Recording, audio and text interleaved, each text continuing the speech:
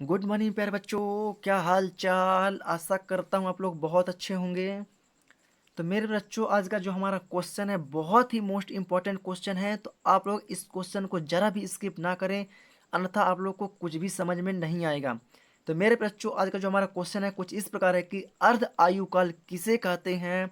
शून्य कोटि की अभिक्रिया के लिए सिद्ध कीजिए कि अभिक्रिया अभिकारक की सांद्रता अर्ध आयु काल के समानुपाती होती है तथा दर स्थिरांक के व्युत्क्रमानुपाती होता है। फिर बच्चों, आप लोग इस क्वेश्चन को और भी प्रॉपर तरीके से पढ़िएगा और समझने की कोशिश करिएगा कि हमारा क्वेश्चन क्या कह रहा है। हमारा क्वेश्चन कह रहा है कि बच्चों कि अर्ध आयु काल किसे कहते हैं, इसकी डेफिनेशन को बताना है और शून्य कोटि की अभिक्रिया के लिए सिद्ध करना है। मतलब शून्य कोटि की अभिक्रिया के लिए सिद्ध करना है तो अभिक्रिया की शून्य कोटि की अभिक्रिया का व्यंजक हमने ज्ञात कर लिया है, तो उसका फॉर्मूला यहाँ पर यूज करेंगे। और अभिकारक की सांद्रता अर्ध आयु काल के समानुपाती होती है, इसे सिद्ध करना है। और इसके दर स्थिरांक के व्युत्क्रमानुपाती होती है, इसको भी हमें बताना है। तो चलिए, हम इस क्वेश्चन को बहुत ही प्रॉपर तरीके से पढ़ चुके हैं, है ना।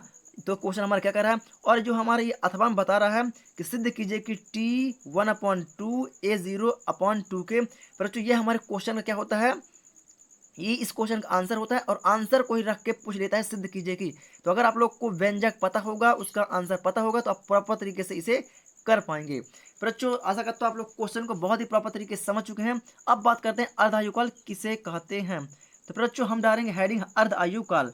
तो बच्चों, ये रहा हमारा अर्ध आयु काल, अर्ध आयु काल का हेडिंग। बच्चों, अर्ध आयु काल हमें क्वेश्चन को पढ़ने से ही पता चल रहा। अर्ध आयु काल मतलब किसी की आयु का आधी आयु रह जाना, मतलब किसी सांद्रता की पूर्ण आयु के आधी आयु रह जाना, वही कहलाता है अर्ध आयु काल। मतलब किसी इंसान के जीने की जो क्षमता है इस टाइम पर 60 मानी जाती है, अगर वो 60 ना जीने के बजाय वो 30 में ही मृत्यु हो जाती है उसकी, तो क्या कहलाती है, वह उसकी अर्धायु काल हो गई, है ना। तो वो अपने अर्धायु काल में स्वर्गवास हो गया, है ना। तो उसी की बात कर रहे हैं। तो अर्ध आयु काल क्या होती है, तो चलिए, अर्ध आयु काल, तो प्यारे बच्चों, अर्ध आयु की डेफिनेशन कुछ इस प्रकार से होगी कि वह समय, क्या बच्चों, वह समय, वह समय जिसमें, क्या बच्चों, वह समय जिसमें जिसमें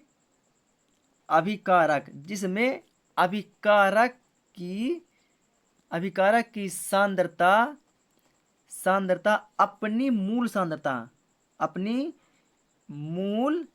सांद्रता के आधी रह जाती है,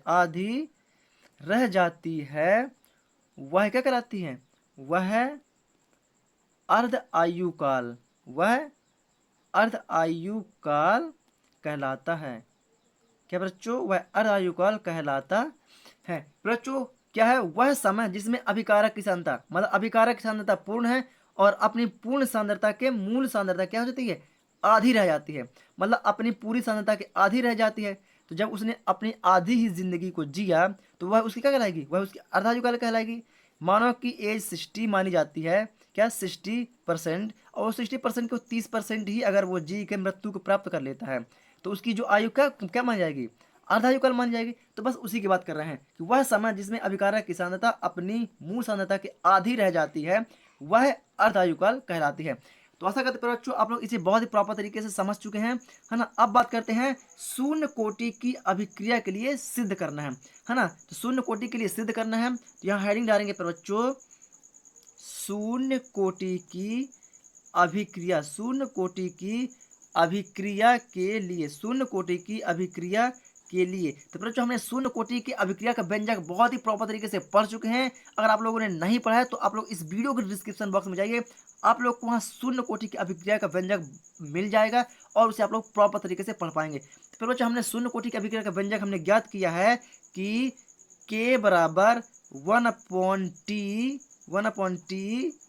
A0 माइनस ए, क्या बच्चों, k बराबर 1/t A0 माइनस ए, इसको दे दे बच्चों समीकरण नंबर 1। ये होता है बच्चों हमारा शून्य कोटि अभिक्रिया का व्यंजक। क्या होता है बच्चों, क्या होता है हमारा व्यंजक। अब फिर बच्चों, अगर हम मान लेते हैं, क्या हम मान लेते हैं ये t का मान, यदि हम मानते हैं, क्या बच्चों, हम मानते हैं यदि t का मान क्या हो, t का मान हाफ टी हो, क्या बच्चों, हाफ टी हो, और ये वाला जो a है, ये वाला a का मान, और ये वाले a का मान 1/2 A0 हो तो, A0 हो तो मतलब बच्चों ये t का मान हाफ टी और a का मान हाफ A0 हो तो, हाफ A0 हो तो क्या होगा, समीकरण एक में t का मान और a का मान रखेंगे, या समीकरण एक निम्न रूप से परिवर्तित होगा। हम ऐसा भी लिख सकते हैं, है ना, कि अगर t बराबर हाफ टी हो और a बराबर 1/2 A0 हो तो समीकरण एक निम्न रूप से परिवर्तित होगा, या समीकरण एक में t का और a का मान रखने पर,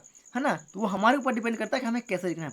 चलिए तो हम बात करें बच्चों समीकरण एक में, हम बोलेंगे समीकरण एक में टी और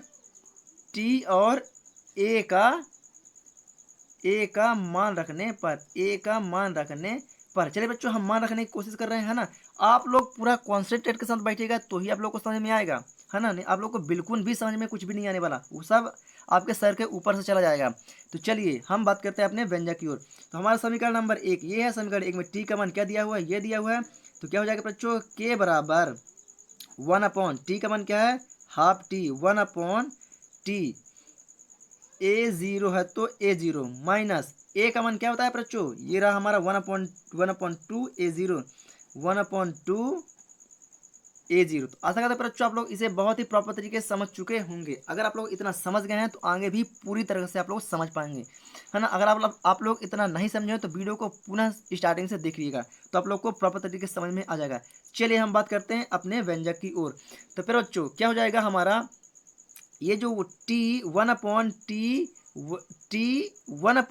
है, 1/2 है, तो हम क्या करें बच्चों, टी 1/2 को बराबर के इस पर लिखेंगे। अब तो अभी भाग में है तो गुणा में बदल जाएगा, तो ये हो जाएगा के इंटू टी 1/2 बराबर, अभी भाग में था तो इधर है तो कहाँ है, गुणे में आ गया, बराबर।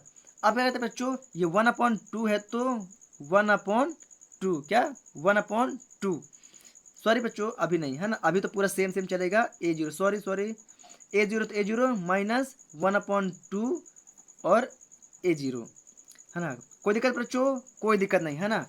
चलिए आशा करता हूँ आप लोग यहाँ तक बहुत ही प्रॉपर तरीके से समझ चुके होंगे। तो चलिए बच्चों, तो अब नेक्स्ट पॉइंट बनेगा के इंटू टी 1/2 बराबर। अब हम देखते हैं बच्चों ये हमारे बीच में माइनस चिन्ह है, मतलब एक पॉइंट हमारा ये वाला बन चुका है, एक पॉइंट ये वाला बन चुका है ना। तो इन दोनों हमें सेम सेम दिख रहा है, ये चीज़ हमें सेम सेम दिख रहा है, तो इन दोनों क्या ले लेंगे, कॉमन ले लेंगे, क्या ले लेंगे, कॉमन ले लेंगे। और 1/2 है तो 1/2, तो 1/2 A0 का कॉमन, क्योंकि दोनों दोनों सेम सेम है, दोनों का हमने क्या ले लिया, कॉमन ले लिए। तो 1/2 A0 का हमने क्या कर लिया, कॉमन ले लिया। क्या करिए बच्चों, कॉमन ले लिया है। तो चलिए बच्चों आशा करता हूँ आप लोग यहाँ तक बहुत ही प्रॉपर तरीके से समझ चुके होंगे। अब क्या करते हैं फिर बच्चों, यहाँ पर हम क्या करते हैं कि के 1/2 बराबर, के 1/2 बराबर, ये 2 है, 2 के इसके बटे में कर देंगे, क्योंकि ए का गुणा एक के साथ साथ हो जाएगा, ए का गुणा एक के साथ हो जाएगा। तो क्या हो जाएगा बच्चों यहाँ पर A/2, सॉरी बच्चों थोड़ा सा यहाँ पर टी है ना, टी 1/2, टी 1/2, इसको थोड़ा सा बच्चों आप लोग गौर करिएगा, है ना। आप लोग घबराने की जरूरत नहीं है ना। चलिए टी A0 1/2, चलिए तो बच्चों आप लोग इसे समझ चुके हैं बहुत ही प्रॉपर तरीके से। चलिए जो हमारा नेक्स्ट पॉइंट बने कुछ इस प्रकार से बनेगा बच्चों, यहाँ पर बचेगा हाफ टी, क्या बचेगा, हाफ टी। अब के को पक्षांतर कर देंगे, के इसके गुणांक में है ना, के कुछ नहीं मतलब इस गुणांक में है, तो इस पर आएगा तो भाग में आ जाएगा। तो यहाँ पर क्या बचेगा, टी 1/2, और ये जो वाला हमारा के है बच्चों तो किसी के भाग में आ जाएगा। तो क्या हो जाएगा, A0/2 के, A0/2 के, यही होता है बच्चों। यही हमारा क्वेश्चन क्या बोला था, इस क्या बोला था कि अर्ध आयु काल के समानुपाती तथा दर स्थिरांक क्या होता है, व्युत्क्रमानुपाती होता है, दर स्थिरांक के व्युत्क्रमानुपाती होता है बच्चों। यही था क्या, यस बच्चों हमें यही ज्ञात करना हुआ था ना। तो यही होता है हमारा दैट प्रूफ PROVED। इसी के नीचे हम बता देंगे बच्चों, इससे स्पष्ट होता है कि, इससे स्पष्ट होता है कि शून्य कोटि का अर्ध आयुकाल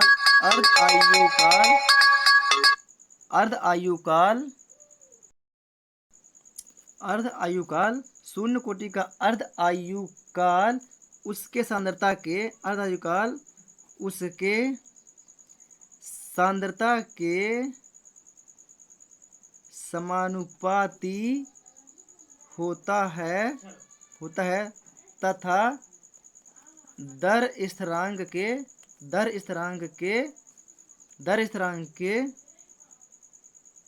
व्युत्क्रमानुपाती होता है। दर स्थिरांक क्या होता है? व्युत्क्रमानुपाती होता है। बच्चों हमें यही ज्ञात करना था। यस बच्चों, हमें यही ज्ञात करना हुआ था। तो चलिए बच्चों हम बात करते हैं अपनी नोट्स कॉपी पर। ये रहा हमारी नोट्स कॉपी पर बच्चों, तो आप लोग फटाफट प्रॉपर तरीके से इसे लिख लीजिएगा, है ना। तो बच्चों आप लोग पहले क्वेश्चन को लिखने की कोशिश करिएगा, उसके बाद आप लोग इसके अर्ध आयु काल की डेफिनेशन को लिखिएगा। तो फिर बच्चों वीडियो लंबी ना हो इसके लिए मैं थोड़ा सा ऊपर की ओर स्किप कर रहा हूँ। आप लोग वीडियो को रोक के प्रॉपर तरीके से लिख लीजिएगा। आशा करता हूँ आप लोग अर्ध आयु काल की डेफिनेशन को प्रॉपर तरीके से लिख चुके होंगे। चलिए बच्चों पहले हम हाफ टी का यहाँ तक ज्ञात करेंगे, है ना। यहाँ तक आप लोग वीडियो को रोक के प्रॉपर तरीके से लिख लीजिएगा। चलिए बच्चों आशा करता हूँ आप लोग यहाँ तक प्रॉपर तरीके से वीडियो को रोक के लिख चुके हैं। चलिए बच्चों अब ये रहा हमारा आंसर बच्चों, दैट प्रूव। आप लोग इसे भी वीडियो को रोक के लिख लीजिएगा। और हिंदी का सारांश मैं भी आप लोग को देने वाला हूँ, है ना, कि हिंदी का सारांश क्या होता है। बच्चों आप लोग वीडियो को रोक के यहाँ तक लिख लिए होंगे।